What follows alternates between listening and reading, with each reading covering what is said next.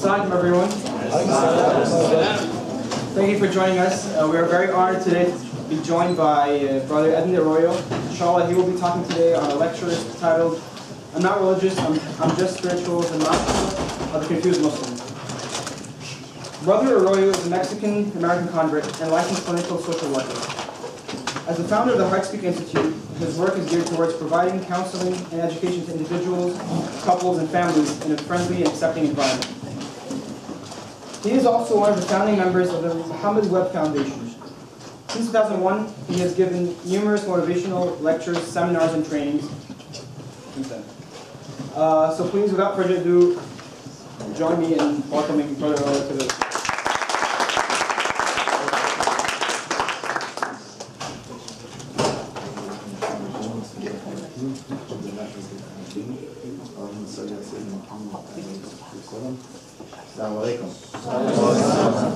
It's really exciting that you're all pursuing knowledge, right? I'm just trying to work towards, I would hope that coming to these lectures is not for entertainment, I don't plan on being that entertaining, but to try to gain something towards self-improvement.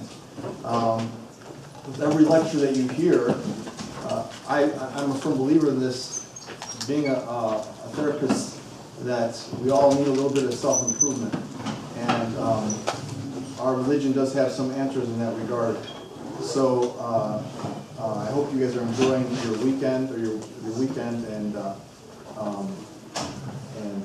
you know, may you be rewarded for your effort, at least your presence here. You know, we're told that even, you know, in Hadith, that even if you are here just to be with your friends, you still get the reward for coming here for the knowledge. So I have the blessing of working in a field where I get to see the manifestation of people's moral failures in life and challenges in life, and how Islam can help them through it, and see how when people transgress and do certain things in their life, how it has a direct impact on their heart, on themselves overall, and on their families, and sometimes, unfortunately, their communities. So for me, it's like constant dhikr, because when I see this, it's a constant reminder for me that, like, subhanAllah, I'm so grateful to be where I am. Meaning that, you know, being able to learn from these people. You never know who you can learn from, and so you really got to be careful, whether it's a child or someone that's sick. You should really take all your experiences in life to try to learn something from the people around you. I always tell, you know, I'll start off with this. You know, when I went to a small school, and it's a liberal arts school called Knox College. Raise your hand if you heard of it. All right, okay, you've heard of it. So, and I played football there. And one day it's a long story, but I'll shorten it. We got a new coach for my position. The defensive backs usually are a little bit on the smaller side, but our new coach was this like 370-pound offensive lineman. And I was like, oh my God, like, what's this guy going to teach me? He's never played my position before. This is my senior year. And he ended up being okay, a pretty good coach, but that wasn't the lesson that I got from this. The lesson that I got was, my head coach pulled me over after practice one day, and he said, "Hey Edmund, how's it going?" And I was like, "It's good." He goes, "How's Coach Bass?" And I said, "Coach O," I said, he knows what he's talking about. He's like, "No, that's not what I asked you." I said, "Yeah, he's a good coach, I guess." And he said, "No, what's he like? Is he a good person? Is he treating you well?" And I said, "Yeah, I guess, yeah, he is." And he said, "You know that's what matters, right?" And I was like, "Okay, yeah, I guess it is." And then I just kind of walked out of practice, and it just stuck with me, because really in life, that is what matters, right? He said anybody can coach football, X's and O's, and that kind of stuff, but really, can they deal with people? And you see the examples of this basketball coach who's hitting his players and those kind of things. There's no self-control, and it's just ugly. And you know, you have the whole country in outcry about it.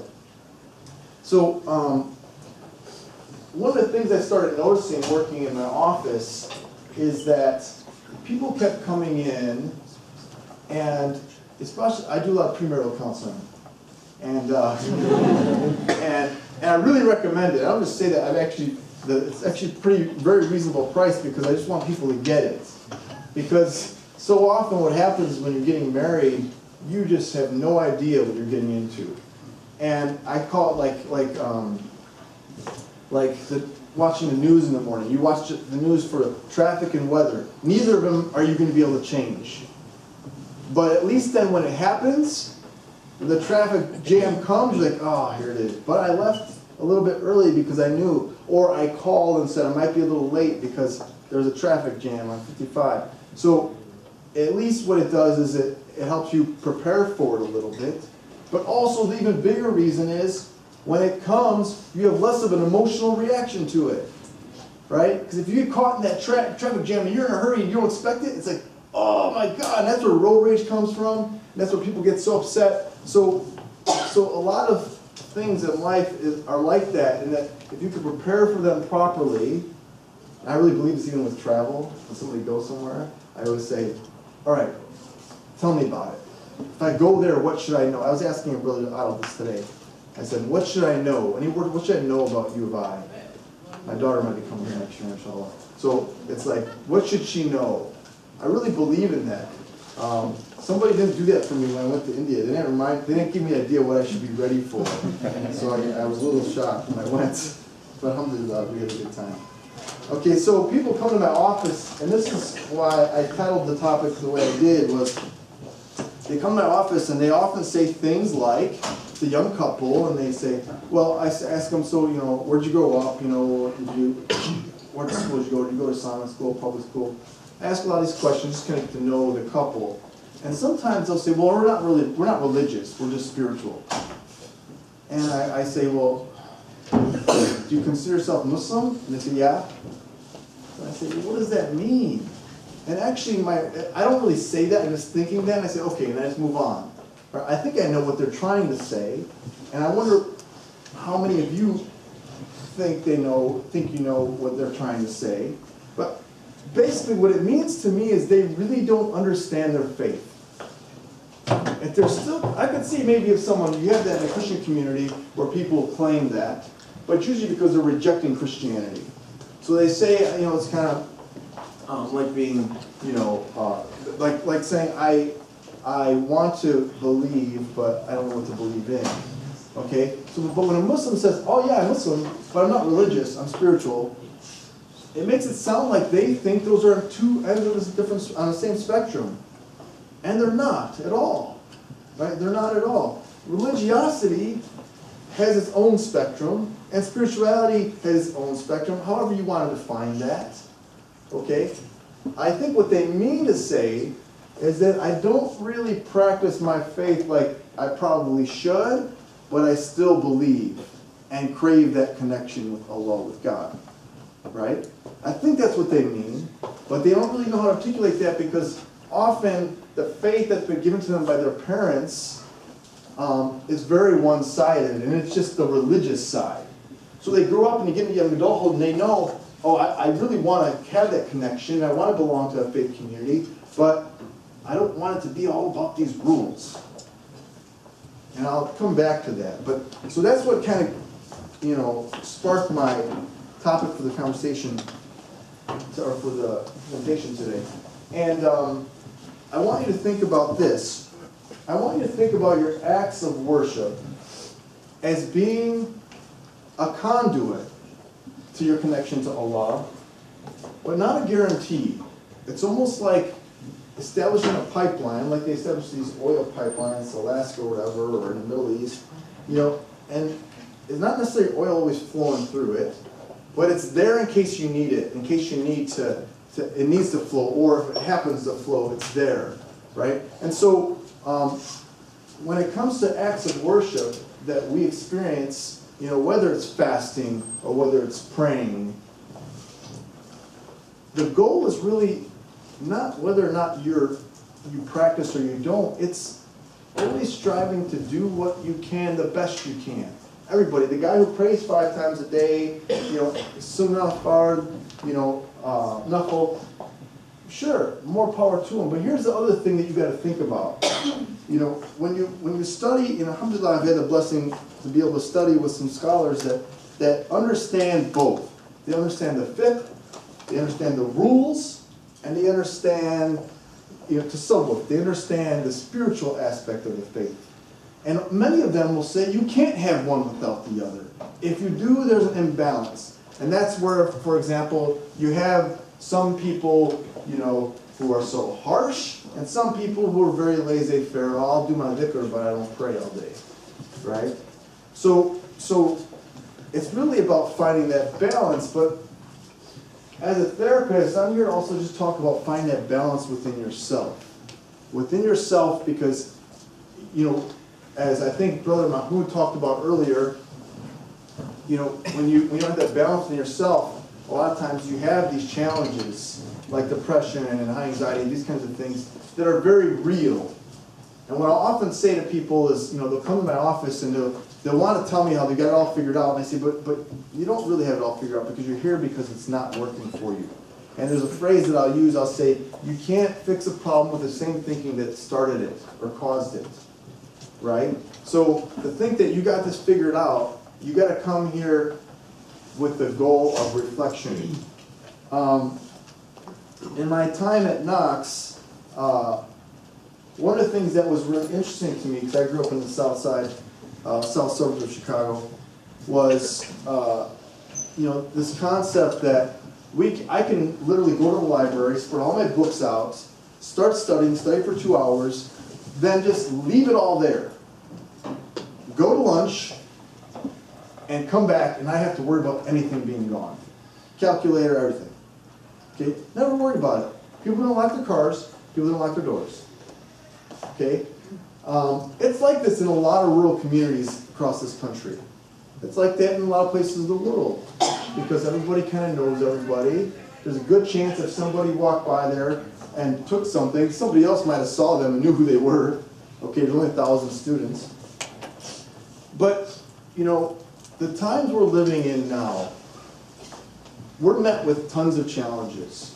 I can tell you that as a parent, I can tell you that as a young person who grew up here, we're living with so many challenges in our life. And just like you can't take that philosophy that I had at Knox and apply it maybe to like a big university like this, or apply it in if I go to a library in the city of Chicago, I can't apply it there. The same thing has to do with you and what you absorb into yourself.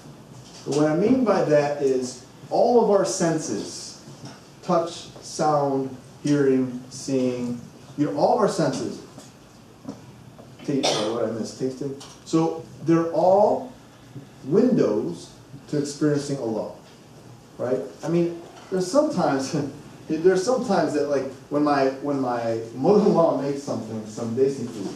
Like even last night she made biryani. It's funny. I was upstairs with my son. We were playing cars, and then all of a sudden, like something happened. He started trying to wrestle me. All of a sudden, he goes, "I smell biryani," and he's only 6 years old. I was like, "Really? You can detect that? That's pretty good." And then, sure enough, I yelled downstairs. I said, "What are you making?" She's like, "Biryani." I was like, he starts laughing. But you know, sometimes she'll make something and I'll taste it. I'm like, "Oh wow! Like, how does she do it?" Like the balance is so perfect, the salt, everything. Like I always was like too little salt or too much. But the point is, you know, everything that you experience, and one of the high states of faith is that when you see something, you don't just see that as a railing. You see the art in it. You see this as wood that was once a tree that by Allah's mercy grew, and we can cut it down and use it for our purposes for safety going down the stairway. You see somebody as not just your wife or your husband, but as a mercy to you and as support of you. You see Allah in your creation. That's a high state of faith that inshallah we can all get to. And sometimes you'll have sparkles of that. You'll have moments of that. You'll smell something. You'll be outside in the spring quad, and you'll have a moment of complete peace, and you'll be like, "Oh man, today's a beautiful day." But you need to say Subhanallah after that, or Alhamdulillah, because that's your chance. That's your chance to remember your Creator. You see, one of the beautiful things that let me just go back to that previous thought about, we've got to protect ourselves in what we absorb, and I'm going to get to my reasons for that in a minute, about, when we go to excesses, and how it affects the human, the soul, and how it affects your happiness overall. But, even the prophet, peace be upon him, at his time, this was the practice, right? They were worried about the young children. They'd send them out into the desert with wet nurses, and one of the reasons why was a purity of culture, purity of language. Okay, there's always been this recognition that in bigger, larger cities, life is more dangerous. It's not as pure. These kind of things. So this is not new to us. I'm not saying, oh, God, society's going to hell. I'm saying this is the challenge of being part of a metropolitan community, and the world is now all connected. And some of the other challenges that are very close to that, I'll bring up later. So one of the also beautiful things about Islam is that we don't have this culture of asceticism. This idea that in order to connect to God, you have to remove yourself from the world. Now, let me just qualify that by saying that there have been some of our scholars, great Muslim scholars, who when they felt like maybe they were getting too proud of what they have accomplished or their religiosity, then they would do things like go sit on a garbage heap, just so that people would look at them like a bum and those kind of things, and really kind of try to demean themselves in some way to try to manage their ego. Some people, but as far as the practice of everyday people, we have smaller examples of that, like Ramadan, right? So you force yourself to struggle with hunger, you force yourself to struggle with purify your thoughts, and a lot of different actions throughout the day, trying not to cuss and watching your words, these kind of things. So we have a smaller version of that, but overall, the way our religion is structured is that you experience Allah through His creation, through your friends, through things that you like to do, right? Which I think is amazing, because it's like, it's not, you don't have to, withhold those things from yourself. There are times for that. We have times built into our religion already for that. But you experience him through your Creator. And I just think that's absolutely beautiful, because it's saying go out, enjoy yourself, enjoy the world, as long as when you're doing that, you remember where it's coming from. Okay, so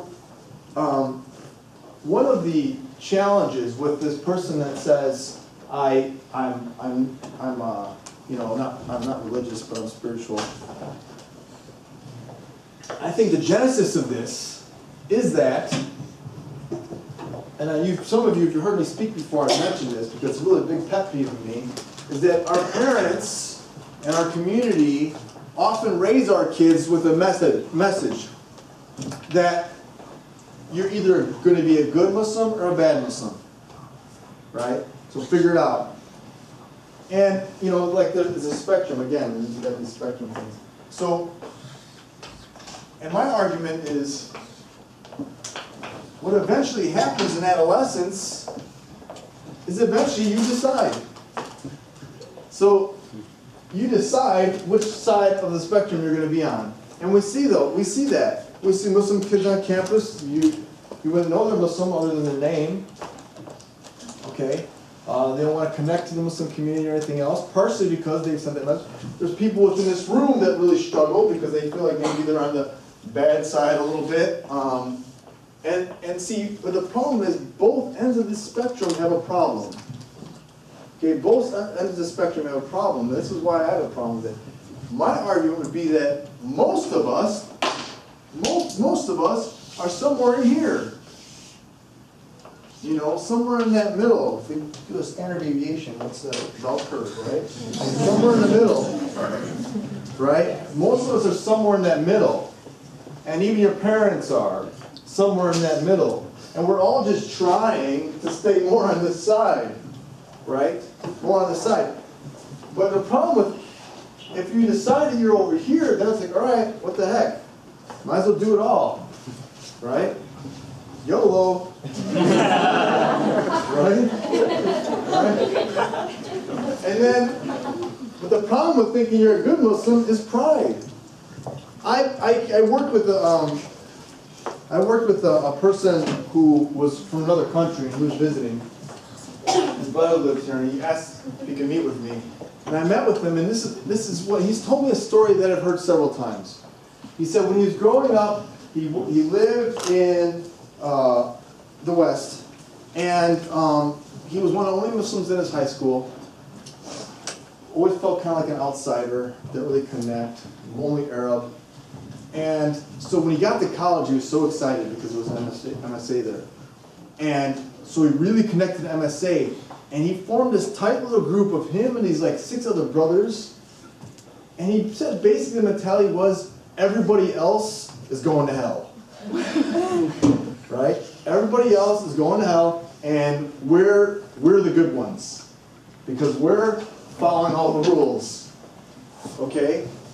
Well, you know, Abdullah ibn Mubarak, one of the scholars who was a contemporary of Imam Malik, not only pleased with both of them, he said we're in much greater need of a little bit of adab than a great deal of knowledge. Okay, I want you to think about that for a minute. We're in much greater need of a little bit of adab, translating into like good behavior or character, than a great deal of knowledge.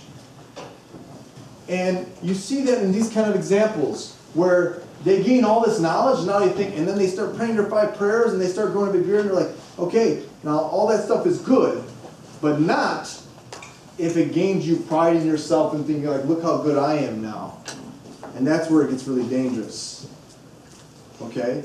And so the brother who can do all these things, the sister can do all these things, alhamdulillah, but here's what you need to remember. This is key.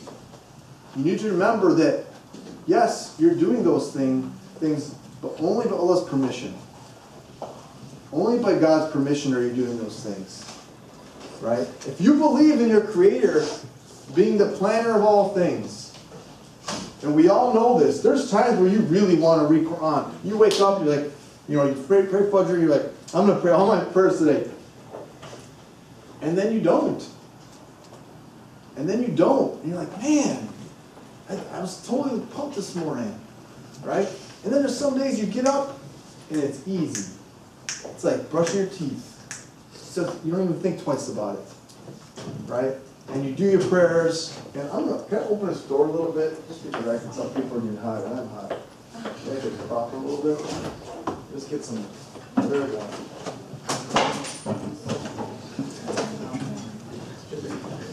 That's good. Okay, so I want you to think about that. Because if you think of it in that way, Arthur Ashe, you guys know who Arthur Ashe is? Anybody know who he is? Raise your hand. Famous tennis player from the 70s, I think it was. Okay. One of the first African Americans to be really successful in tennis. I think it was go to Wimbledon, one of the big tennis tournaments. So he ended up getting AIDS because of a blood transfusion. Okay? And I think this is really key. This is what I mean by remembering what you accomplish and where it comes from and what your challenges and where they come from. So the story goes that somebody asked him, do you ever think about like, why me? Why did this happen to me? That I got a blood transfusion and I got this disease and I'm dying, right? And he said, no, I didn't.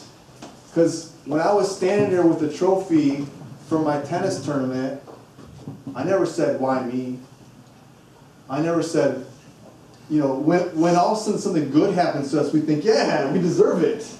Then all of a sudden something bad happens, like, oh, it's not fair, right? So I want you to just really think about that. So when we talk about excesses and people just giving in to what you want, whatever you want, whenever you want it, right? Like I said, I'll come back. So when we talk about that, in mental health, we see certain things develop, okay? So for example, a personality disorder, I get this guy, Tony Robbins, one of these big motivational speakers, he talks about this too, about how people who are the most unhappy in life are the people who have the most rules about how things are supposed to be. Okay, and I can tell you that in marriage as well. that the people who are most unhappy in marriage because they have all these rules like why that person isn't, why are they like this? Why don't they do this? Why don't, you know, all these rules. And so when you talk about a personality disorder, that's what happens, and that's why they're very difficult to live with, and they're very challenging because they keep, they get angry every time you don't do something the way they expect it to be done. Okay? They have all these rules that you don't necessarily know about. Okay? So we also have this, the other thing that you guys need to consider is that, you know, and as you grow into adulthood of children and all these other things, you need to consider that, you know, there's so much more Islam out there, the real meat of the faith, the real, like, scholarship that a lot of you haven't had access to. And so when you start learning it, it blows your mind. So the things today that I'm mentioning are some of those things. And I'll give you some more sayings that have really moved me. But it blows your mind. They say that Imam Nawawi, may Allah be pleased with him, everybody's heard of him, most people have heard of him. He has a famous book of hadith, but that a lot of people read.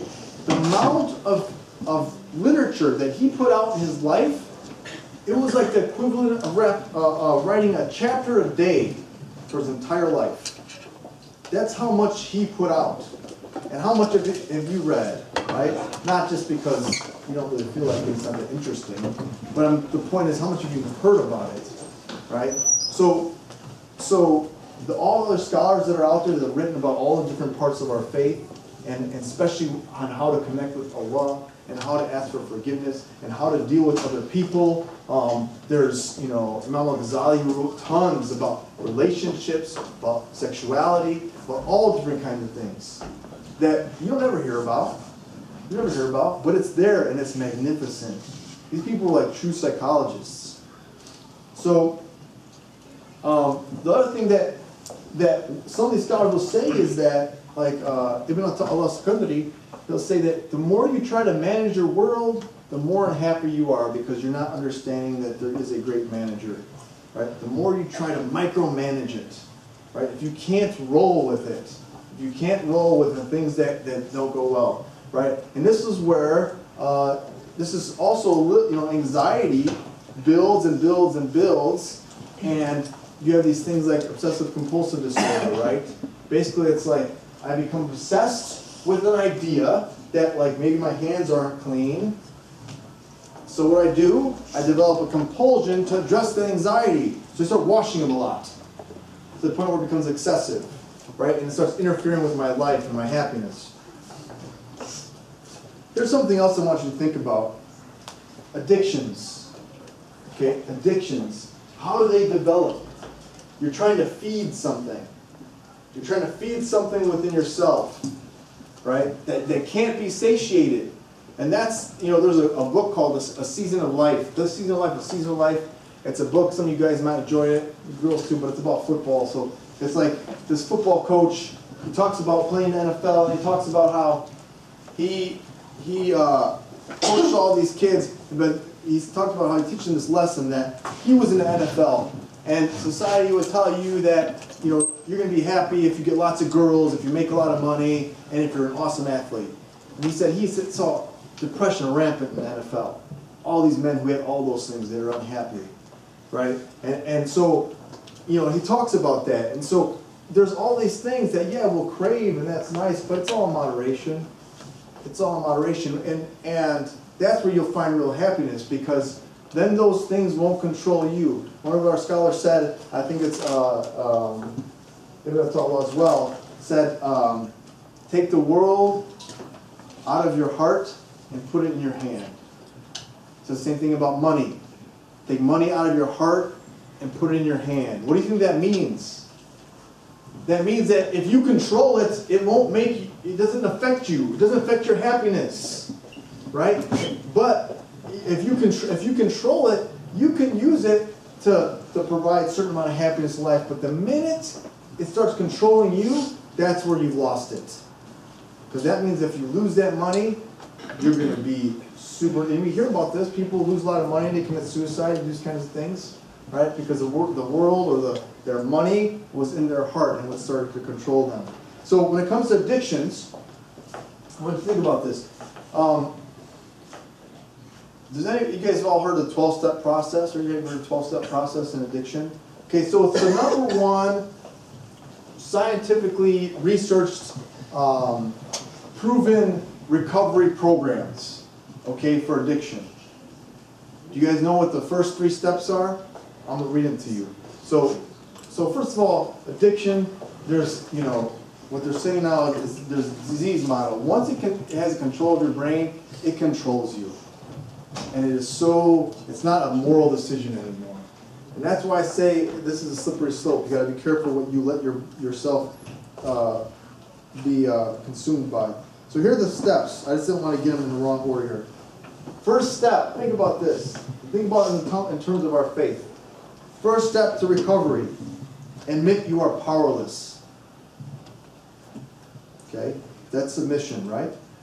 Second step, admit that only a power greater than yourself can restore you to sanity. Submission to, they keep it vague because they want to be open to all faiths, but they say that you have to admit there's a greater power than you. And the third step is decide to turn our will and our lives over to the care of that greater power. Absolutely amazing to me.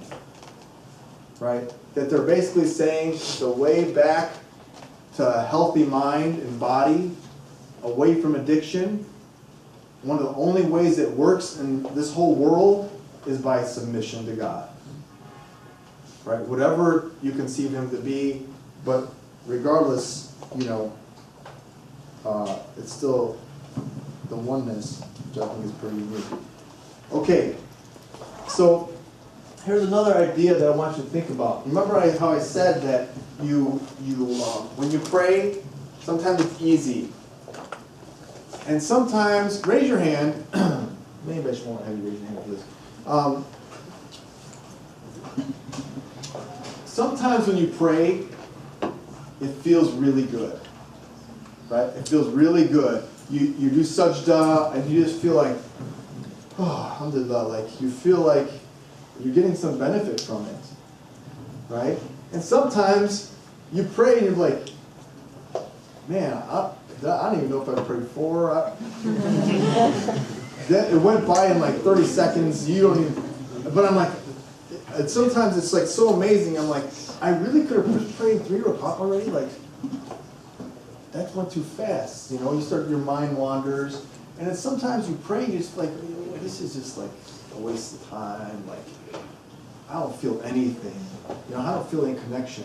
Here's something I want you to think about. If you pray only when you get benefit from it, so say when it starts to become difficult and you're not feeling any connection to Allah, so if you stop praying then, who are you praying for to begin with? You're praying for yourself. Because you're only praying because you got something out of it. Not because your Creator has a right on you. Right? Which is ultimately the reason why you do it. We're commanded to do it. Now sure, alhamdulillah, there's sometimes benefits to it, side benefits. Whether it's with some Muslims, some of our aunties and uncles who claim, oh, Muslims never have knee problems because we pray. Believe me, I know plenty of aunties and uncles who have knee problems. But there are some health benefits. There are some there's also they're saying benefits in just some kind of meditation. They say in science now health benefits, right? So there are some side benefits to it. But I want you to think about that. That sometimes when it's hard to pray, that's when it's most important. That's when it's most important. Because maybe then is when it's really being counted for you. Because Allah knows it's difficult. But when it's easy, it's easy. And maybe that's your only reward. That you feel good from it. Okay, so I really want you to think about that. When it comes to our acts of worship and our faith, it's really about keeping that pipeline open, like I talked about in the beginning, right? Keeping that connection so that when you're having a difficult time, which will come, and Omar, I think, talked about that a little bit, that we all have challenges in life, and sometimes we need to reach out for help for those challenges. But that our acts of worship are simply because our Creator has rights over us to maintain those. One of the things that I learned at Knox that I didn't know how to do before, see, I was a good student, and I always thought about a lot of things. And so even when I was in high school, I used to think about a lot of stuff. Me and one friends, we used to have a lot of like philosophical discussions. But one of the things I didn't do that was taught to me in one of my classes is we had to keep a journal. And she said, Professor said, I want you to keep a journal and just write about your volunteer work that we had to do for the class. I think it was an education class I took. We had to go to the local grade school and put in 10 hours. She said, every hour after you go, I want you to come back and reflect on your experience. And she introduced this concept of reflection, which is all over our faith. It's all over the Quran, right? Telling us to reflect, Allah telling us to reflect. So, but this idea of reflecting on yourself, and I can tell you the people who are happiest in marriage and happiest in life are the ones who are reflecting on themselves. And what are my weaknesses? Why do I have these challenges in life? What do I struggle with? Okay, what kind of what's going in my, what runs my decision, what motivates my decisions? Okay, so I'm going to draw a little graph here. I'm going to ask for your participation. So here's my theory, going back to this a little bit, but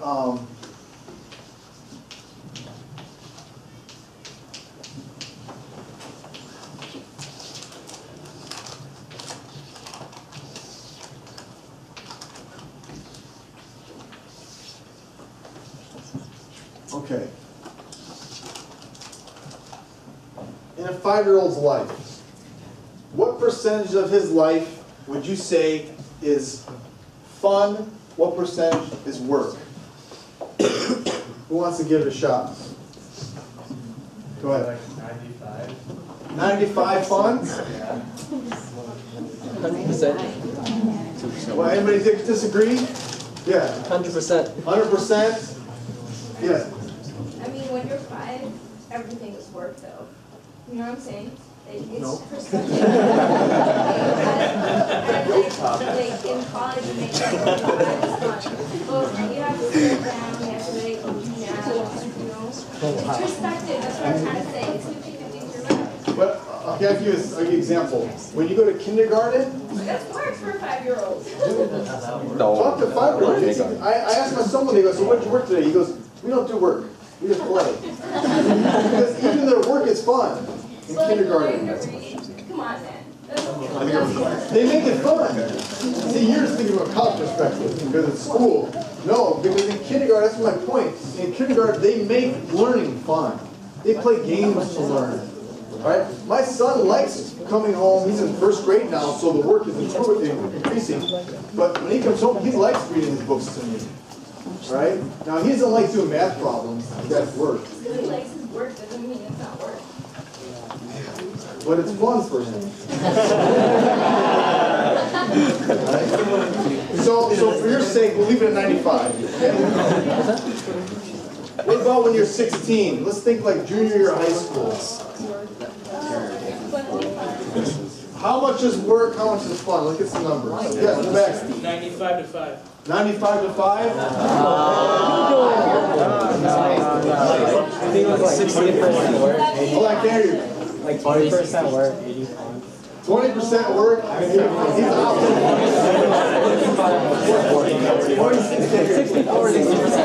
60-40? Raise your hand and think 60 work? 60 work, 40.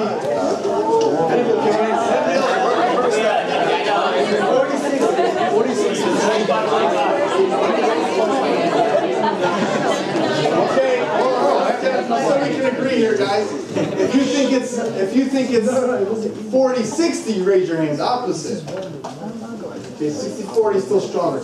I would argue that especially if you were in AP classes, It's 60-40.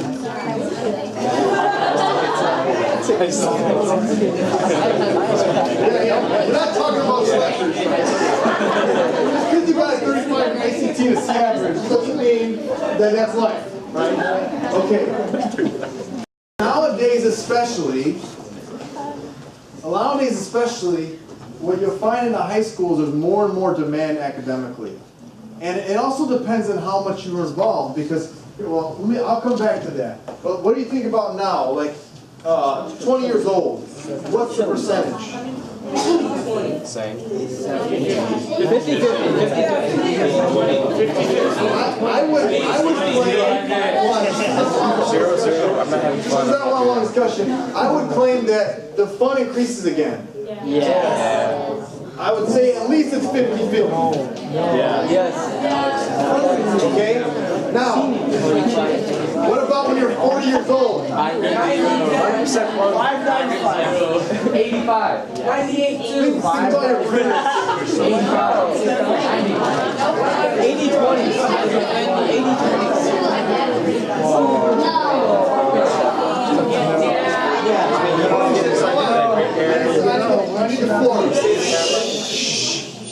Middle age is the hardest age, psychologically speaking, is because you're like sandwiched in between taking care of your kids, whatever, if you have kids, and your future, like your parents. So it's said to be the most difficult. Are you give me a number? I'm sorry. What do you say? You agree with this? Yeah. Okay. All right. I'm going to stop there. I just want to illustrate a point here. Okay? The point is, and going back to thinking about, we're talking about balance. Okay? We're talking about balance, and there's plenty of room for it in our faith. But a lot of people don't. They don't seek that balance, and they find themselves tremendously unhappy as adults. And a lot of depression and anxiety and things set in. Okay? So, when you're little, all you want to do is have fun. But the older you get, the more work gets introduced to you. The more homework and school is not fun anymore. You're not playing games. There's no sitting in a rug time. Okay? When you get to 20 years old, when you get to college, there's no release, because here's how fun is determined at your age and below. Fun pretty much is defined by being with your friends. Simple. Because you can be with your friends in class and you're going to have fun. You can be your friends in the library, you're going to have fun. Go in the cafeteria, and when you're in college, with your friends all the time. Right? You eat lunch, if you're lucky, you get along with the roommate and you're friends with them. Right? So you're with your friends, you can do what you want, when you want, you choose everything, right?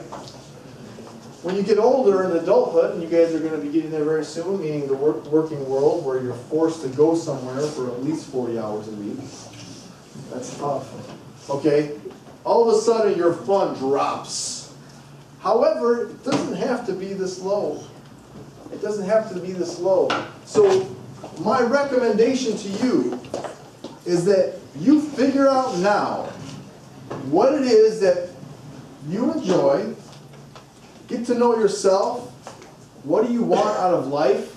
If you enjoy the outdoors, if you enjoy amusement parks, if you enjoy traveling, if you enjoy bowling, whatever it is, figure it out and make a commitment to yourself that you're going to balance that.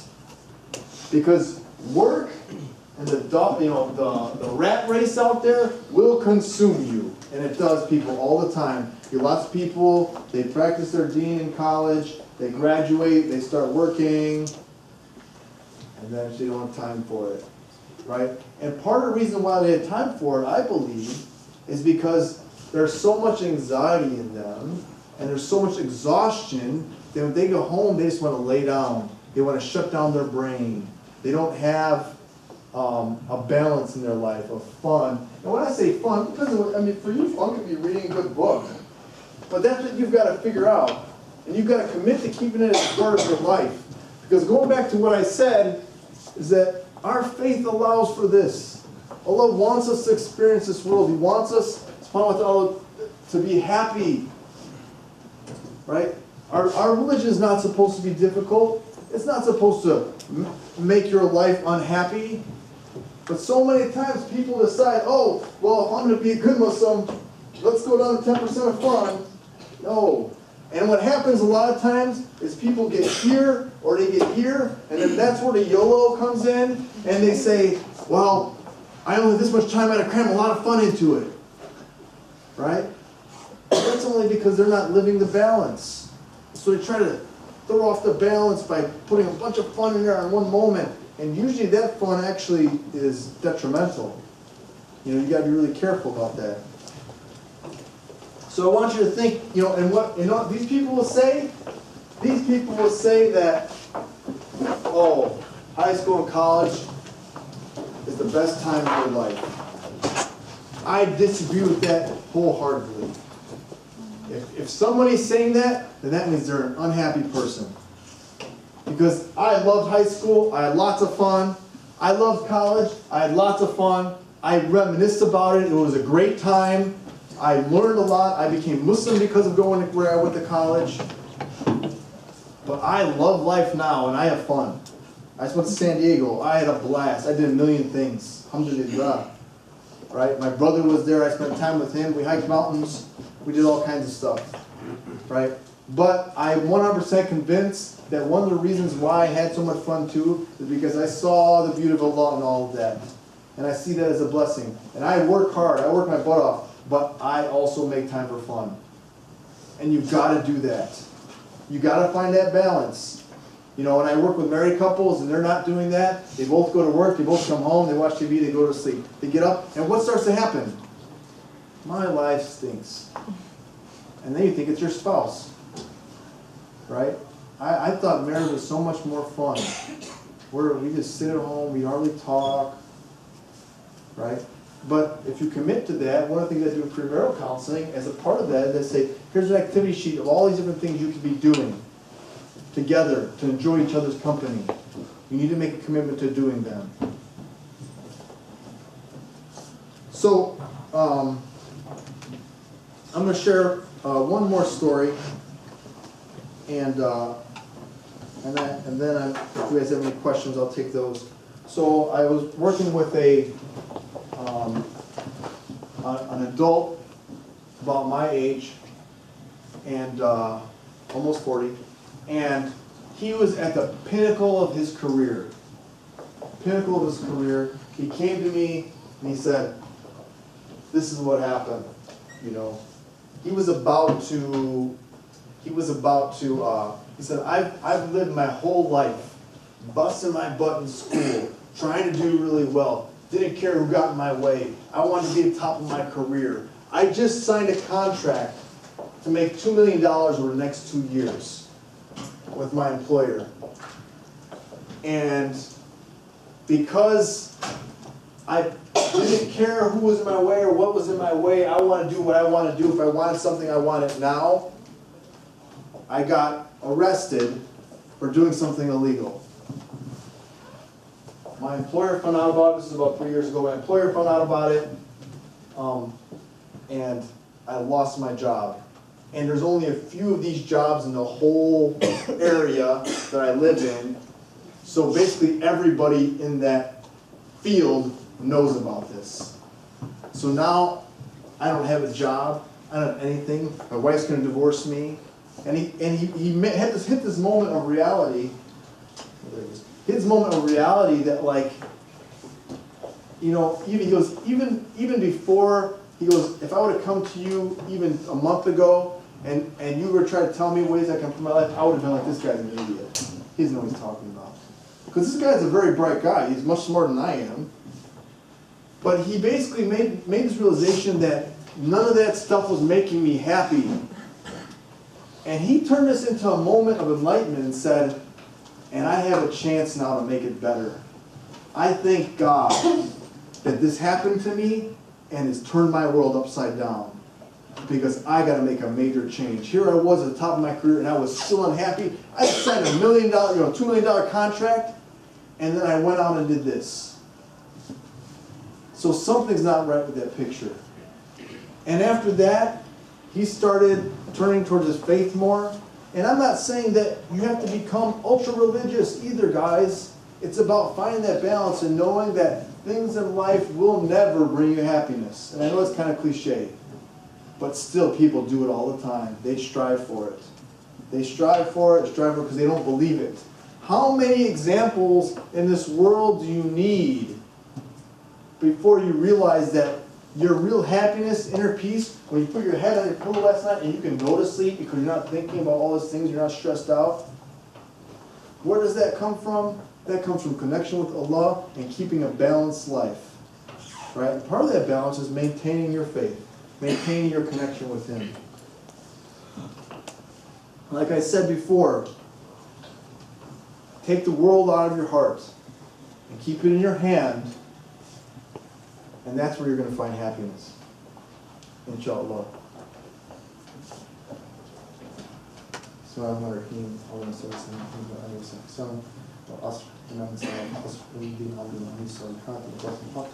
So, you guys have any questions for me? Yes? It's going to be an example of working hard. What's that? I'm sorry, talk a little louder. From the example of the work and fun, were we assuming that work and fun are mutually exclusive? That's a good question. Because there's some parts of my job that are fun. That's a good question. I'm talking about things that you like doing for the sake of doing them, like hobbies, like those kind of things. But yeah, that's where the balance could start to become a little better. If you enjoy your job, then part of your job will still be work, but there's still, most of your job will still be work, but there'll be parts of it that'll be fun. I think when it comes to your job being fun, you can say you enjoy your job. When it becomes fun, I think those are just certain parts of it, right? So then, I would say that my life isn't like this, okay? But a lot of people are. I enjoy what I do, and I always feel like if you don't enjoy what you do, why are you doing it? Do something else, right? I know it's not that it's easier said than done, but yeah, you make a plan. You don't just quit your job. You make a plan and figure it out. But yeah, I don't think they're mutually exclusive. Yes. An example of the man who made you $2 million in 2 years. You know what he worked as? Yeah, I do, but I don't want to say it because I don't want to give any more information than that. Sorry. But I'll tell you what, he was brilliant and he worked really hard. So if you want to make $2 million, that's what you got to do. You got to make the balance. You got to keep the balance. Okay, any more questions?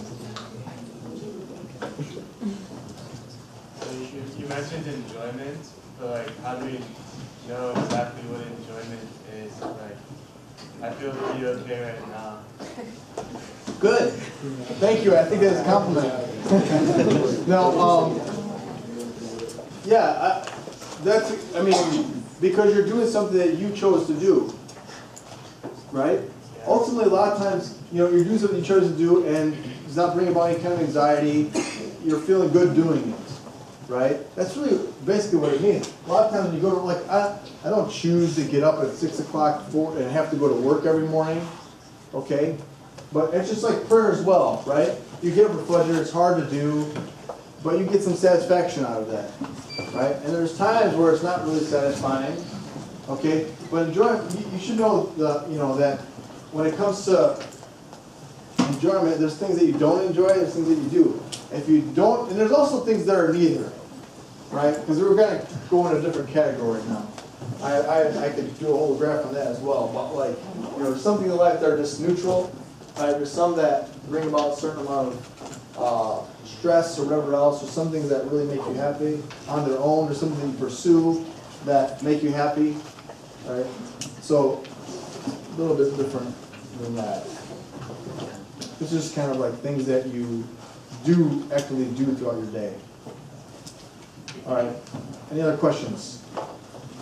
Okay, I just had a question, kind of going off of what you were talking about, when people kind of say oh, I'm not religious, and I'm not spiritual, so I just had a question, kind of okay, so last year, when I came to college and stuff, no, I was just, I met, when, I would meet different people, meeting Muslim people, and they would kind of just be oh, I'm not religious, oh, I consider myself, atheist, and stuff like that, how do you, go about that, and, talking, I don't know, talking to the person, about it, Well, Is there any way you could like help them? And Or? that's what I mean by like, that's what I mean by the mantra in the title, is the mantra of the confused Muslim. Because I think a lot of them don't understand their faith.